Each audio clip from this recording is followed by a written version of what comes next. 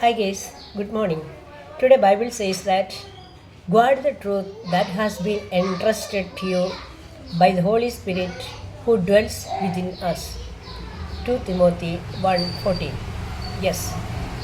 ഇന്ന് ദൈവവചനം നമ്മോട് സംസാരിക്കുന്നത് ഇങ്ങനെയാണ്.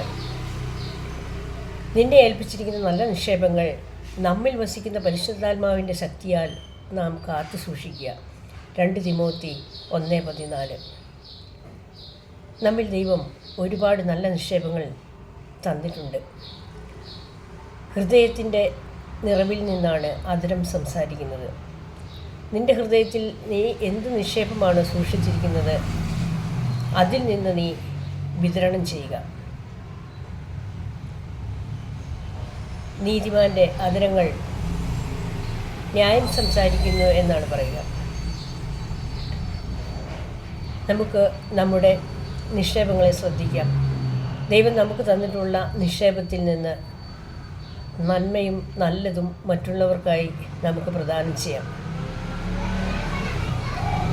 എല്ലാവർക്കും ഇന്നത്തെ ദിവസത്തിൻ്റെ വചനത്തിൻ്റെ അഭിഷേകം നിറയട്ടെ എന്ന് പ്രാർത്ഥിച്ചുകൊണ്ട് എല്ലാ നന്മകളും നേർന്നുകൊണ്ട് have A nice day. Thank you.